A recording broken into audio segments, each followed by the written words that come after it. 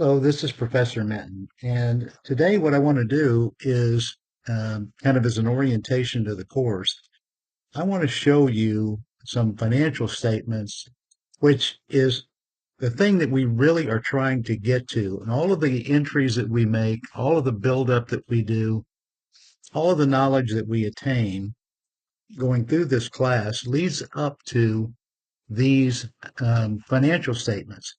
So what I want to do is show you one that is probably familiar, or at least a company that's familiar to you, and let you see what these financial statements look like. So right now you're looking at a Apple Incorporated financial statement or group of financial statements. And this one just happens to be for the 3 months ended September the 27th of 2025. And for the 12 months, they're ended. So in this particular case, it looks to me as though Apple has a September 30 year end. And my guess is that fell close to a weekend or whatever. And it looks to me like um, that probably represents an entire year because it's a 12 months ended. So without further ado, let me just kind of show you what we're looking at here. This is the condensed consolidated statements of operations, or otherwise known as the income statement. And below that, you're going to see the consolidated balance sheets, and these are unaudited. So later on, at some point in time, they will actually have audited financial statements. And it could be just because they're showing 12 months, an entire 12-month period, but that wasn't their fiscal year end. I didn't bother to look to see for sure. It doesn't really matter if their year end was December the 31st, or for that matter, March the 31st or June the 30th or whatever. They were showing, no matter which one it was, they were showing an entire 12-month period. And that gives investors a good idea of what the company is doing over time. And in this case, here are all of the assets, the liabilities, and the stockholders' equity. Now, the first thing you're going to learn when we really get into the meat of the matter is that the basic accounting equation is assets, that's these guys, and you'll notice some that you're probably familiar with already: cash and cash investments, marketable securities, accounts receivable, um, vendor non-trade receivables, inventories, and other current assets. And then you're going to have some non-current assets, marketable securities that are non-current. In other words, these are securities that they're holding over the long term. Property, plant, and equipment, and they say it net. That means it's net of any depreciation or amortization. And then the other non-current assets, getting down to the total non-current assets and adding that to the current assets to get to total assets. Now, these total assets, when I look at this number down here and this number here, if I come down here, I'll notice that it's exactly the same number as we have here for total liabilities and stockholders' equity. And that's because the basic accounting equation is assets is equal to, or are equal to, liabilities plus owner's equity. Okay, so that's the balance sheet. And I'm going to go over these in some detail here in a moment. I want to show you the third of these statements that is really important, and that's the consolidated statements of cash flows. And excuse me, and here these numbers are all in millions, so you have to move it out to the millions position, and what you'll see then is that the net income in this case is like 112 billion. Okay, so, and here's your depreciation and amortization. You can work your way back into all of these things to see exactly how they came up with the change in cash from period to period. But I'll go over that just kind of briefly here in a few moments. Let me go back up to the consolidated statements of operations or the consolidated statement of income. Now, sometimes people just uh, people who are maybe from smaller communities and so forth, they may just refer to this as the profit and loss or the P&L. No one in accounting actually refers to it that way anymore because it's quite a bit more sophisticated in the way that it gets put together. And I'll show you how some of that works here as we go. Now, what they're trying to do for us here, and there's no, by the way, it's no surprise that they have the income statement first. And the reason they show the income statement first is because the results of the income statement are going to wind up down here in the equity section. I can get down to it, the equity section of the balance sheet. Okay.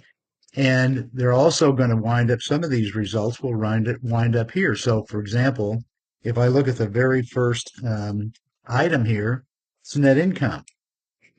And if I go up to, going back to the financial statement for income, I notice that that is exactly the same number that I have right there. So the point that I'm making is that all of these statements flow into each other. And so I can trace back numbers from the balance sheet back to the income statement, and from the income statement over to the balance sheet and the statement of cash flows. So all of these statements are interrelated, but you really can't produce any other statement until you produce the statement of operations or the income statement. Now, what is an income statement? Well, if I walk my way down through here, you'll notice that the first item on the income statement is net sales. Now, in the case of Apple, they have two different kinds of streams. Now, they have many different kinds of streams. Okay, I want to just say to you that in this products number, there's probably lots of different things. I mean, if you just think about it, they sell MacBooks and they sell Macs and they sell AirPods and they sell Apple phones, iPhones, and all of that sort of thing. So those several of those distinct revenue streams will be in this product section of their sales. And then they have services that they do as well. Those are software services and some other things that you may buy as add-ons for these Apple products. Below that, then you have the cost of sales.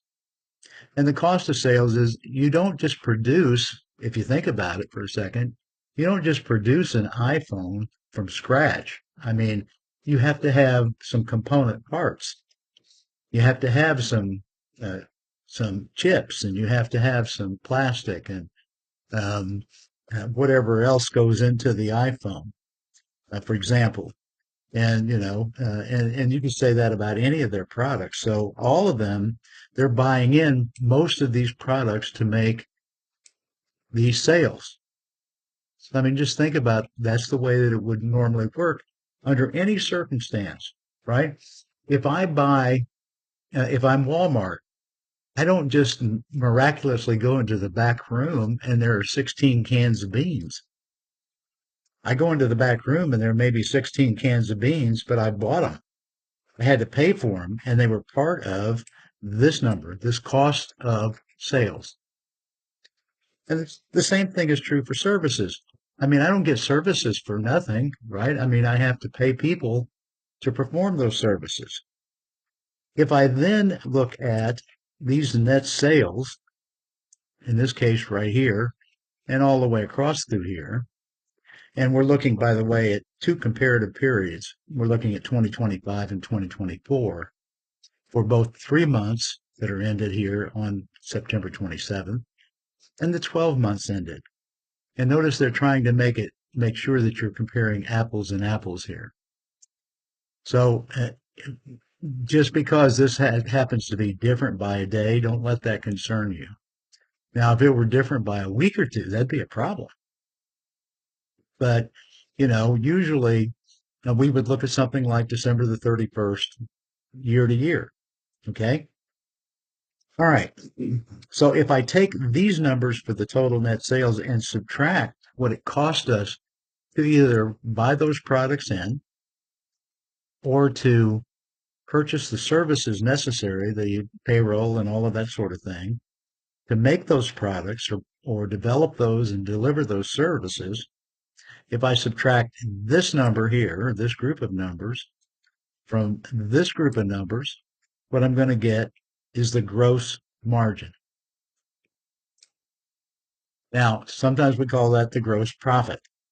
All right. And I tend to use the words gross profit more than I do gross margin, but these terms are interchangeable. Okay.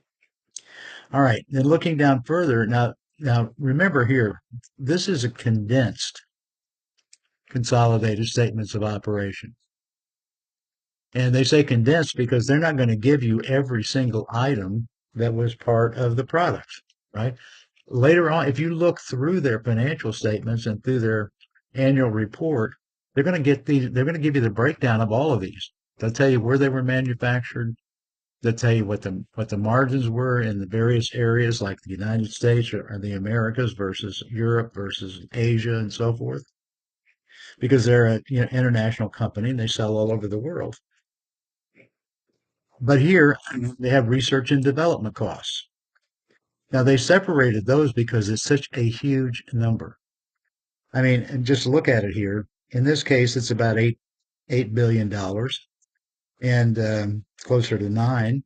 And here for selling, general, and administrative expenses. Now, what are selling expenses? Well, those are kind of self-explanatory. I have to do advertising, I have to do promotion, and all of those sorts of things. I have to hire sales staff and etc. And those represent some of my selling expenses. General administrative expenses are things like my purchasing agents and my CEO and my chief financial officer and so forth and so on, my clerical staff and all of those things. But notice that the research and development arm of this company is much more expensive than is the selling, general, and administrative expenses all put together. Now, again, you typically, if you worked in this company, you would see these broken down in great detail because we would want to know exactly what we're paying for sales salaries and for sales tax liabilities and so forth, right? Here we're just looking at it from a condensed perspective. Now, I'm going to subtract these expenses from this gross margin. And that'll give me, after that, that'll give me the operating income right here. And you can work this out on your own. And I suggest to you that you actually pull up Apple's financial statement, put them in your Excel sheet or whatever, and actually work through some of these numbers to make sure you understand how this all fits together. So this is your operating income. And this is a very important number because this reflects the income that you're making from your operations, from the actual work that you're doing and what you're trying to sell. Okay. Then in addition to that, we have some other income and expense net. And you notice that sometimes it's positive and sometimes it's negative. And a lot of this can be things like, for example, this could be currency translation gains and losses. Okay. And so I subtract or add, whichever is appropriate here. If it's a positive number, add it. If it's a negative number, subtract it. And I'm going to get these incomes before provision for income taxes. And then I'm going to have the provision for income taxes. Provision for income taxes, that means that these are the taxes that I owe. And in the case of Apple here, I guess last year, 2025, they had about a $20 billion tax liability, and it was around 28, 29 million the year prior. Okay. And so then I subtract that provision from the income before the provision, and I get my net income. And again, just be aware that there are all sorts of numbers. There are hundreds, maybe thousands, probably thousands of numbers that went into, for example, the other income and expense. just that number, and the research and development. And all of these numbers have many, many different um, uh, consolidations and accumulations that got them to that point. Okay, the earnings per share, basic and diluted. The difference here is that in this case, they have no difference in dilution, at least not for the 3 months ended. They do have for the 12 months ended. And dilution occurs when we do things like stock splits and things like that, which could possibly dilute your earnings, right? Could you have more shares of stock going over the same amount of income, which has a dilutive effect. But it's not anything you need to concern yourself with, at least not initially here. Um, and then here's your net sales by reportable segment. And I said Americas, Europe, Greater China, Japan, rest of Asia Pacific. And that, if you look at this and just coming over here, you'll see that this is exactly the same number that you have when you go up here to the top right here. Because it has to equal the segments, the total number of segments that the company has will have to equal the total sales, the net sales that they have. And here they break down for you the net sales by category. They thought that was important enough to put on the actual condensed consolidated income statement or statements of operation. And again, this again will have to equal this number and the number up above because these are all of their net sales. Now, notice they have here wearables, right? And that would be things like your iWatch or your iPod or something like that.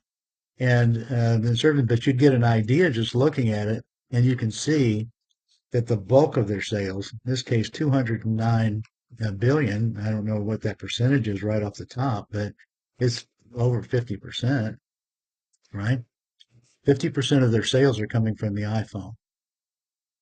And then they have sales in various types. And then their services, of course, are about a third.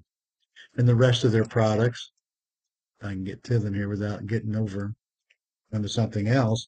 The rest of their products represent the other um, about what four or something like that, 20 some percent. So that is how that we get to the total number of sales, and it's just broken down that way. But again, net sales minus cost of sales gives you the gross margin minus your operating expenses plus or minus any other income less your provision for income taxes is going to give you your net income. And then down below here, they're showing you how they got to that net income. Okay. All right. That's the statement of, um, the income statement or consolidated statement of operations. Okay. As I said before, when we look at the balance sheet, this is where you get the basic accounting equation. Assets is equal to or are equal to liabilities plus equity.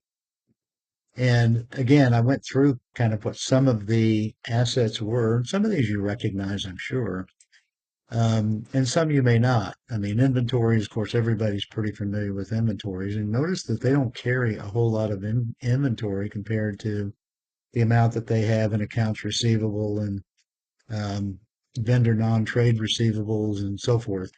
Um, and if you wanted to know how those were calculated, if you were to look at the annual report of Apple, they'll tell you. So if you ever have an interest in investing in the stock market beyond just putting it into some index fund or something like that, you would probably want to look at their annual report to see how these things stack up. How were they from this year to last year, for example?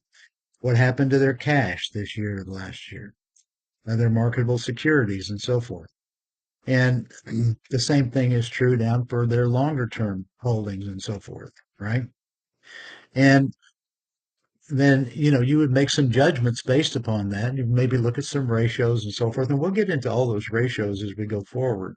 Right now, I'm just trying to introduce you to, it's like, if you want to look at for a corollary, it's like, when you learn to play chess, you learn to how to close a match before you learn how to open a match. Some people do anyway. And this is what we're doing here. We're actually learning what the end result should be. We're really trying to get to, before we look at how we're going to get there. Okay. Now, notice here on the liability side, we have accounts payable. These are current liabilities. These are going to be paid within a year or less. Okay. Just as these assets, these current assets will be used up within a year or less. Okay.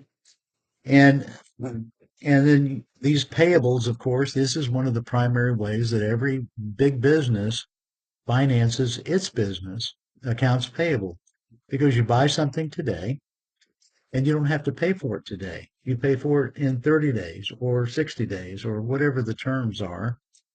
And in the meantime, you have taken whatever product or services you purchased and sold them, maybe a couple of three times over before the first accounts payable becomes due. So basically, your suppliers are in effect helping to finance your business. Okay. And again, a lot of these things, if you want to know what they're composed of, you look in the annual report and they're going to tell you. Same thing is true for deferred revenue. um, and commercial paper. We'll get into all of that. We won't deal too much with commercial paper because that's usually something that we will do later on in the probably the next course, when we start talking about bonds and stock in more detail. So I'm not gonna belabor that point right now, but just know that commercial paper is a very safe and safe thing usually, for people to both issue and to buy. Okay. In this case, since it's on the current liability section, we're issuing this paper. In other words, we're going to pay interest to somebody and they're buying the paper. Again, we'll get into that at a later point. Okay. Non-current liabilities. And here's some debt that is longer term debt, other non-current liabilities. And again, those aren't listed out for you separately. If you really want to know what they are and you look into the annual report, they go into a lot of these numbers in great detail. Okay. They don't want you to really be surprised as an investor. So they put it all out there. And then if you don't take the time to read it, well, that's on you. Okay. And, so if they tell you something that is likely to happen, say a contingent liability, right? And notice that they use the word contingent here. These are liabilities that may or may not come about. Okay. They're like lawsuits. Somebody sues us. We don't know whether or not they're going to necessarily, we don't know whether they will prevail or not. And there's some special rules around whether or not we actually think it's very probable that they're going to prevail versus it's not probable that they're going to prevail. But we'll get into all of that later on as well. And then we have common stock. And most companies have common stock. And the great thing about common stock is you notice here that it has a one, I don't even know what that is. It's like, 1/100th or 1/1000th, or 10,000ths of a dollar. Okay. But if you take this number and multiply it times the common stock outstanding, you get to this number. Okay. Accumulated deficit. So in this case, they had some losses that they were carrying forward. Again, if you want to know what those are composed of, you would have to look, see. Accumulated other comprehensive loss. I don't know what those represent right off the top.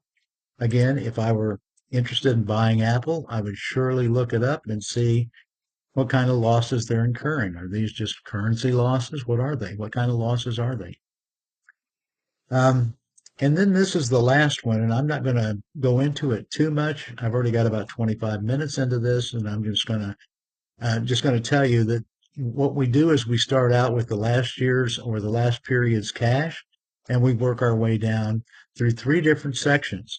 Those three sections are the operating section, the investment activities that they're doing, and the financing activities. And you can look these over. I'll kind of leave this up just for a second or two, but you can kind of look and see what some of those things are. And then um, if you want to have a greater interest in it at this point, then you can go ahead and look at these financial statements again. And they're going to probably tell you within the in the annual report what's going on with some of these things. Okay. Um, this number up here, these are your balance sheet cash numbers. Okay. And down here, these are your ending balance sheet cash numbers. So this number right here goes directly to the 2025 September 27th cash. So what I'm doing is I'm doing a statement that tells me what I spent my cash on and what I received cash for. These are very important. This is a very important statement.